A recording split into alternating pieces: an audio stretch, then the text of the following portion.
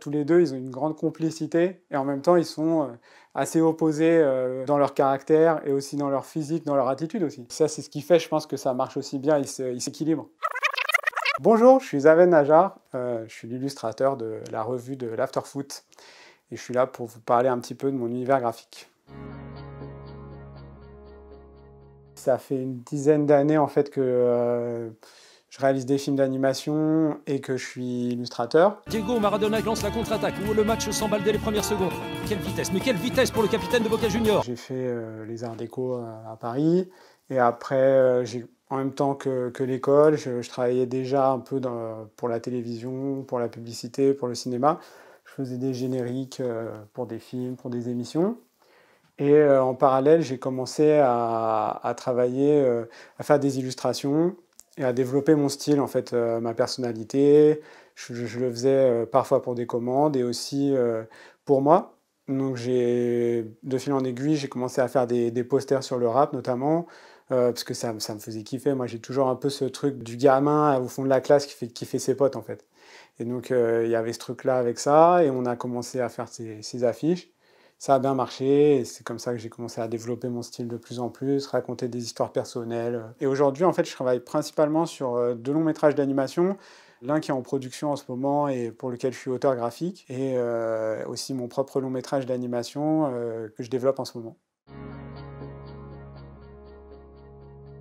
C'est tout simple, hein, j'ai écouté l'After en podcast, et Gilbert et Daniel parlaient de la revue de plus en plus précisément. J'avais l'impression de retrouver dans la revue beaucoup de choses qui ont fait que j'écoute l'After.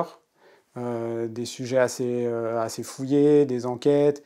Et, du coup, je me suis dit que j'allais les contacter, qu'ils auraient sûrement besoin d'illustrateurs. Je pense que je les ai contactés avant même qu'ils fassent un appel pour avoir des illustrateurs.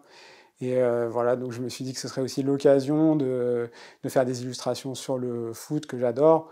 Et en plus de travailler avec l'équipe de l'After qui a l'air vraiment super. Ouais, je pense que je suis plutôt génération after. Je fais pas partie, je suis navré, je fais pas partie des fameux premiers auditeurs de l'after, de la fameuse élimination de Lyon face à Milan. Donc je ne fais pas partie de ces gens, j'en suis bien désolé. Mais ça fait un bon moment que j'écoute l'after quasi tous les jours. Donc ouais, je pense que je suis vraiment génération after. Bah, ma patte, je l'ai développée un peu au fil des boulots, au fil des projets surtout personnels. En fait, ma démarche, c'est vraiment d'essayer de créer une image qui soit assez iconique, quelque chose d'assez simple et impactant, et après de venir rajouter des détails qui vont vraiment donner de la vie en fait, à ce côté graphique.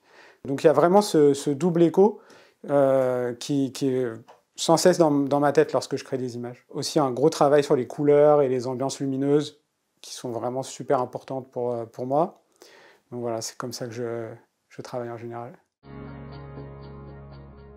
Déjà, j'en suis venu à dessiner Verratti parce que j'avais envie de créer un truc qui représente l'after en ce moment. Et Daniel, il est toujours chaud sur Verratti.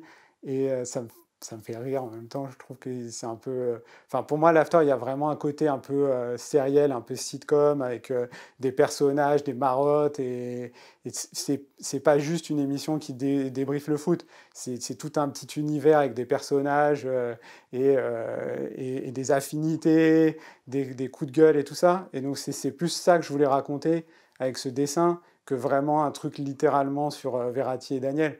Mais c'est vraiment ça.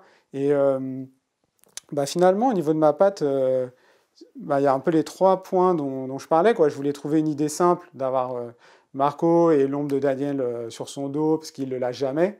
Pour moi, c'était presque un hommage, je fais une parenthèse, c'était presque un hommage à Giroud qui suivait les joueurs, qui avait toujours des yeux partout sur les péages, les boîtes de nuit et tout ça. Pour moi, c'était presque cette image-là que j'avais en tête de Daniel, qui était Giroud avec Djibril Cissé, quoi, ou avec Basile Boli.